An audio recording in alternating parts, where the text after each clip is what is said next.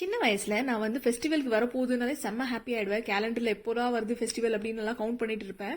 ஏன்னா 2 விஷயம் மேஜரா நடக்கும் ஃபெஸ்டிவல்ஸ் டைம்ல. ஒன்னு வந்து பக்கத்து வீட்ல இருந்து வர ஸ்நாக்ஸ், இன்னொன்னு வந்து நமக்கு தர லீவு.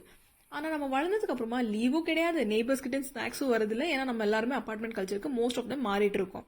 ஸோ நான் இப்போ வந்து அபார்ட்மெண்ட்ல இருக்கிறதால நெய்பர்ஸ் யாருமே அவ்வளோ தெரியாது. ஸோ கணேச சதுர்த்திக்கு ஏதாச்சும் ஸ்வீட்டா நம்மளே வீட்டில் செய்வோம் அப்படின்னு சொல்லி பிளான் பண்ணேன். ஸோ பால் பாயாசம், ஒப்பட்டும், அப்புறமா வடை செய்யலாம் அப்படின்னு பிளான் பண்ணேன். ஒப்பட்டுன்னு வந்து இந்த பருப்பு போலின்னுவாங்கல்ல, அது கர்நாடகாவில் மேஜராக செய்வாங்க. ஸோ நான் வந்து காய் பேலே ஒப்பட் அப்படின்னு சொல்லி ஒன்று செய்யலாம் அப்படின்னு பிளான் பண்ணேன். ஸோ அதில் என்னென்னா பருப்பு, தேங்காய் இது ரெண்டுத்தையும் மிக்ஸ் பண்ணி ஸ்வீட் பண்ணுற மாதிரி.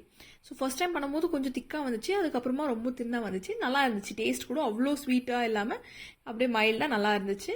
நான் வந்து சைட் டிஷ்ஷுக்கு வடை கூட ஒரு மீன் பொரிச்சுட்டு எனக்கு ப்ரோட்டீன் வேணும் அப்படின்னு சொல்லிட்டு சாப்பாடு சாப்பிட்டுட்டு செம்ம ஜாலியாக நான் வந்து கணேஷா சதுர்த்தி